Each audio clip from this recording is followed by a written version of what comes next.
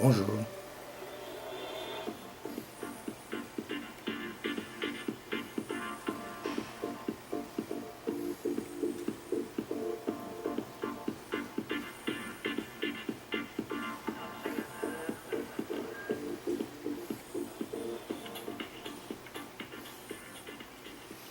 Ce matin, une belle pluie bien tendue, bien droite, sur un ciel tout gris. Pas de vent.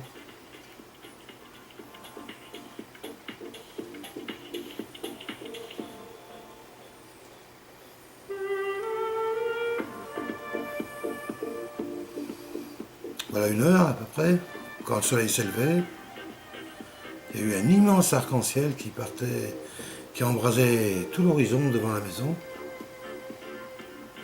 Mon petit appareil photo, j'avais pas assez de recul pour pouvoir le prendre dans son ensemble. Et il était magnifique, le ciel était gris foncé, le soleil venait de l'autre côté de l'immeuble, côté du fleuve, et éclairait cet immense arc-en-ciel, cet immense portail. J'ai fait un vœu.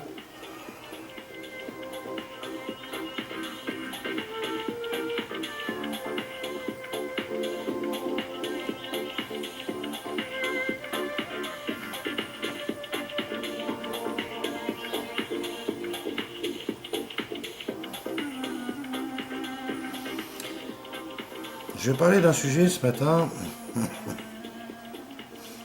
Oh, un sujet bien difficile, mais qui occupe tous les humains aussi. Quelle que soit leur culture, leur foi, leur religion.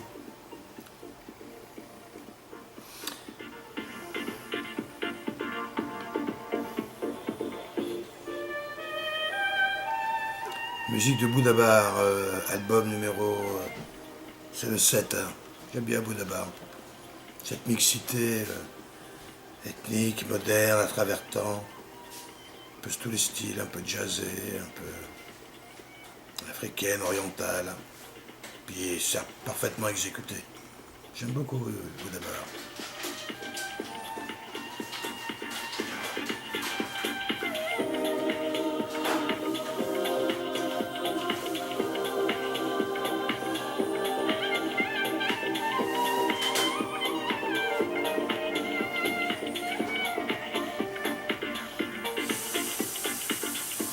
Oui, donc comme je vous disais, un sujet très consensuel. Je vais vous parler du diable. Ah oui, de Satan.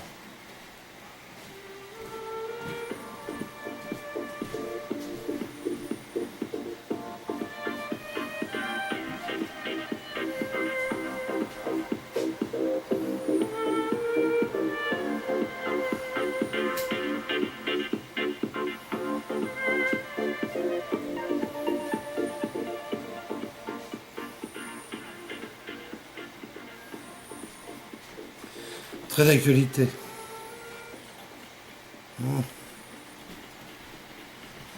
Le satanisme, Satan, le diable, Lucifer, l'enfer, et tous les autres noms qu'on lui a donnés.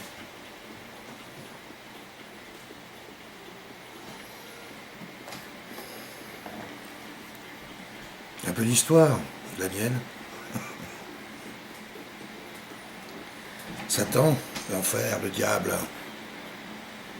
Ben, je l'ai appris quand on était tout petit. Quand j'étais petit, pas lui. Quand j'étais enfant. Et je crois que je l'ai découvert par l'apprentissage religieux.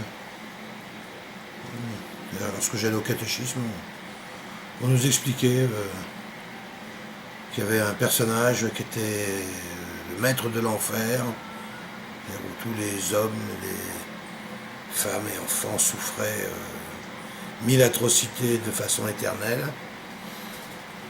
Et cet espace, cet endroit qui était souvent présenté comme étant sous terre, plutôt rouge, le feu, les flammes. J'aime bien les peintures d'Hieronymus Bosch, qui représentent assez bien l'imagerie que on nous exprimait lorsque j'étais enfant auprès dans la catéchèse qu'on pratiquait. Et donc cet endroit-là, qu'on appelait l'enfer, était dirigé par toute une équipe de gars, et dont leur patron était Lucifer, le diable.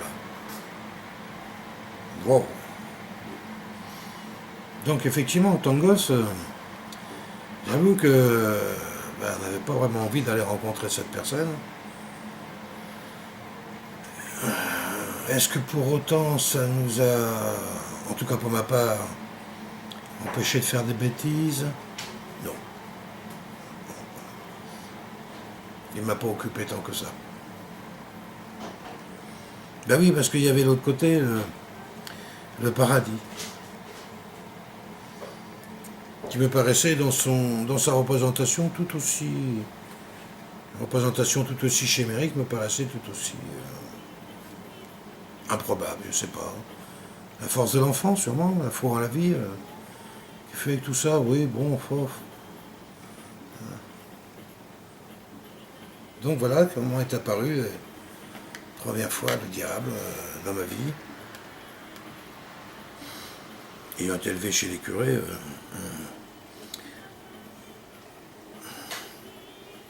et puis disons que pas mal d'années se sont passées sans vraiment que ce soit un réel souci.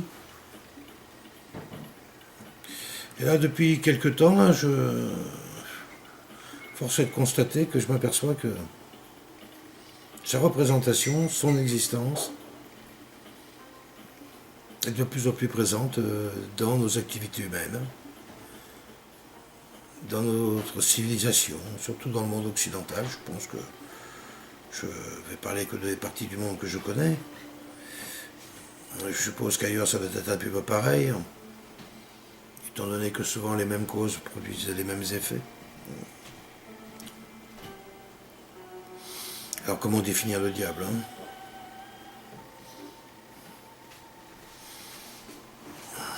Je dirais, j'ose le dire, le diable pour moi c'est la forme, l'apprentissage de la forme, juste l'apprentissage de la forme. Alors c'est un peu subtil mon affaire, pour être en plus simple, plus clair. C'est la voie qui mène à Dieu.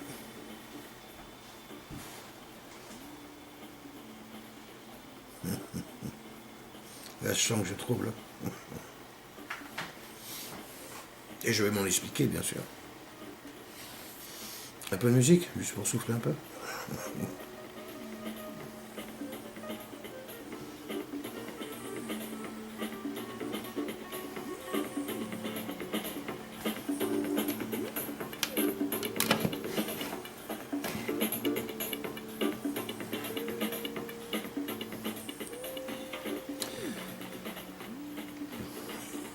D'ailleurs, c'est marrant, j'ai mis la musique de Bouddha Bar pour un sujet comme ça.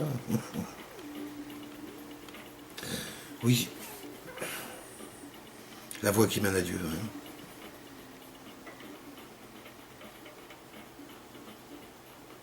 Quel est le chemin que nous pratiquons sur nous-mêmes ou dans notre environnement pour être meilleur, pour être plus libre, pour retrouver l'être de lumière qui est venu s'incarner ici, si ce n'est que de retranspercer, refaire le voyage à l'envers, enrichir l'expérience, retraverser tout ce qui est obscurci, tout ce qui est sombre, tout ce qui est épais. Alors les religions et plein d'autres groupes sont pour le combat. On combat le diable. Là. Si j'ai bien compris la définition de cette énergie, représentée par toute une planète d'images et d'individus, le diable serait l'expression de tout ce qui nous éloigne de la lumière,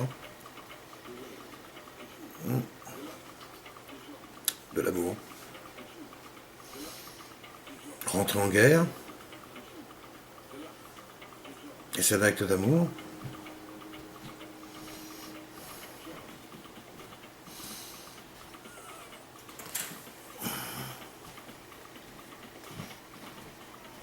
Oui, on a des saints, des archanges comme Michael qui se bat avec une épée. On parle de l'esprit de guerrier de lumière.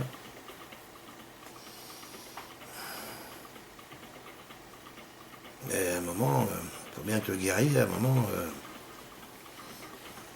ne soit plus un guerrier. Parce que la guerre, c'est jamais la paix. Ça dépend où on se place. Mon idée à moi est que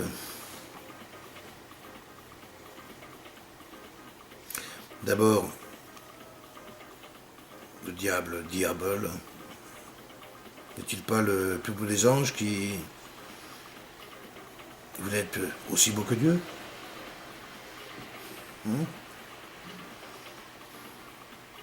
Il a fait un grand bout de chemin.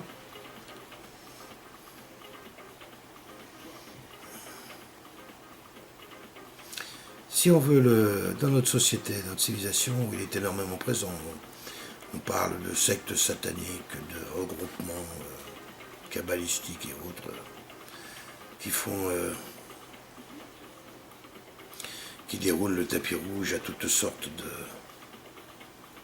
fantaisies plus ou moins macabres, et qui ont tendance à servir surtout l'ego, la jouissance,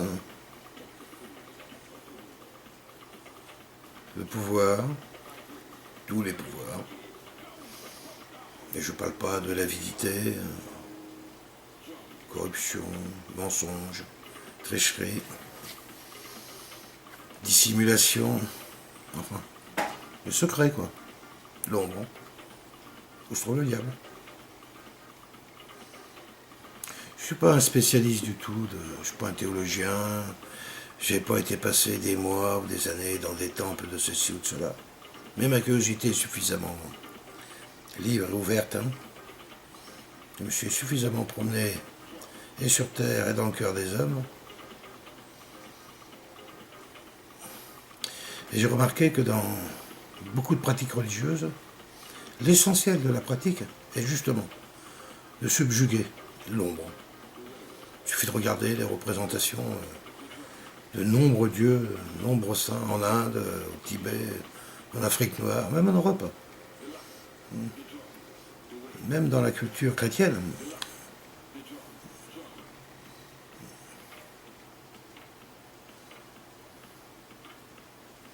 Je crois que le diable, on ne le fuit pas. On l'accueille. Totalement ce qu'il est. Se libérer de lui, c'est d'être plus vaste que lui. Être capable de l'accueillir plus grand qu'il est lui-même. Sans choisir, sans le vouloir, sans utiliser aucune arme sur laquelle sa puissance se développe.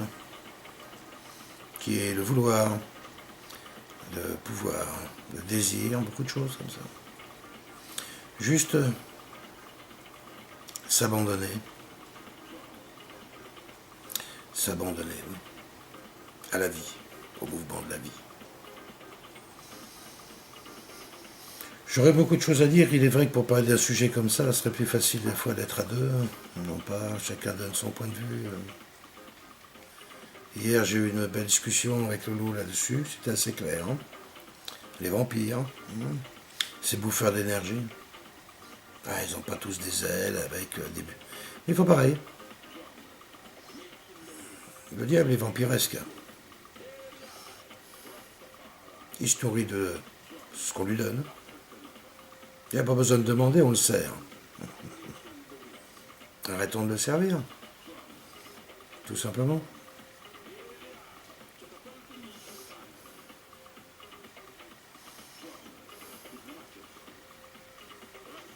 Il y a ce qu'on aime. Aimer. On ne peut pas aimer que le beau de l'autre. aimer que le beau de soi-même, en fait. C'est bien obligé de...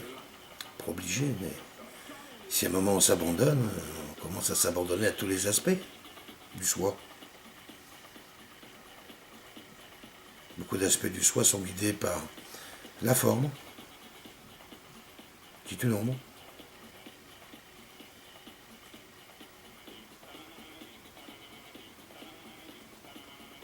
Apprendre à aimer ces espaces-là, en les reconnaissant, juste les reconnaître, les voir, sans jugement.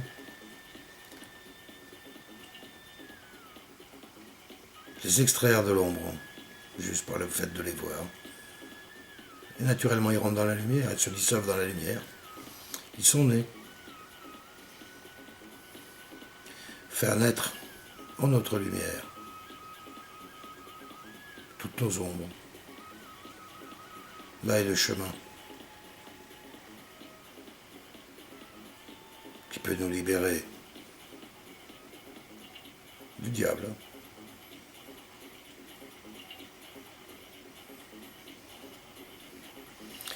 Lorsque j'écoute, je vois des infos, même quand les gens parlent entre eux, etc., parlent de tas de choses qui sont vraiment plus que diaboliques. En tout cas, dans les définitions qu'on a données dans les écoles religieuses que je pratiquais. Apparemment, c'est quelque chose qui s'organise constamment ici. La quête du soi poussée à l'extrême. Je crois que ça, c'est diabolique, non? Moi je.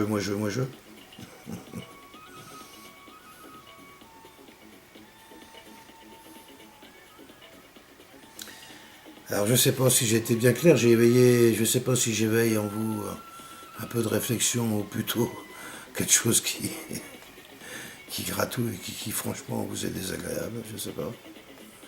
Je voulais en parler parce que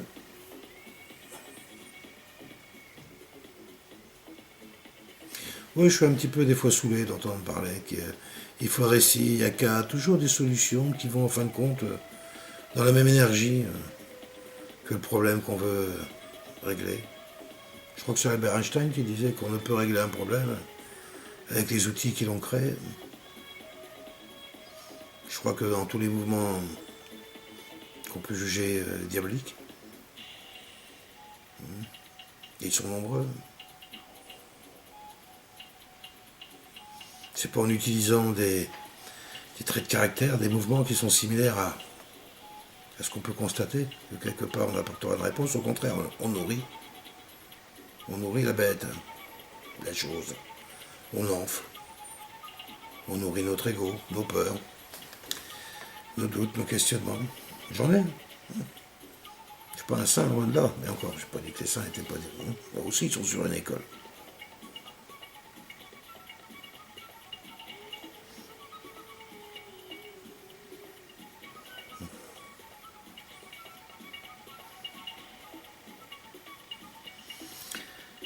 Je remets un peu de musique.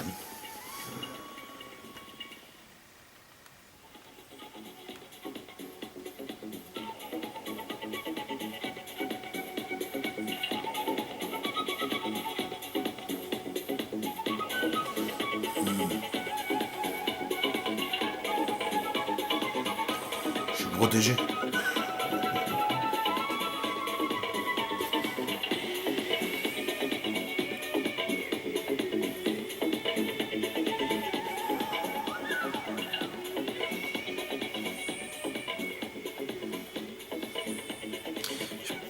Je m'aperçois que c'est un sujet sur lequel je ne suis pas très à l'aise pour en parler en termes spirituels. Je préfère parler en fin de compte de plein de petits sujets qui contribuent peut-être à avancer justement sur la voie de lumière, qui est celle de traverser nos ombres, les accueillir, les voir, les accueillir, les transmuter dans la lumière. Je crois que c'est le chemin qu'on peut tout faire, qu'on peut tous faire, chacun à notre mesure.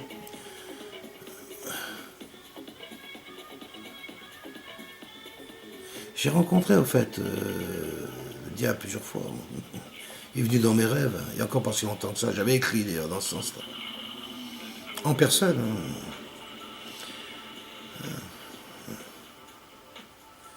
Plusieurs fois, elle est venue me voir.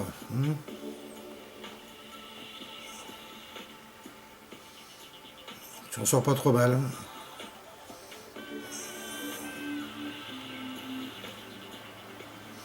On mange pas à la même table.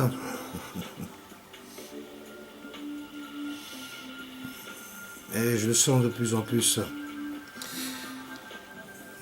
Sa venue, s'il va venir. La dernière fois, je me suis éclipsé à travers une série cabalistique de chiffres. C'est étonnant, d'ailleurs.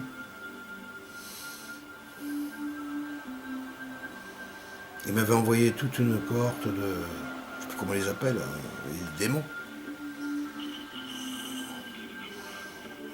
Et puis ça n'avait pas suffi, il a dû se déplacer lui-même en personne. Drôle de visite.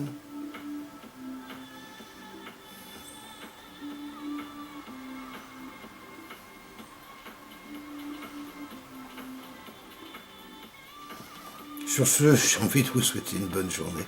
Je sais plus trop quoi dire. Alors je dis plus rien. Musique et bye bye.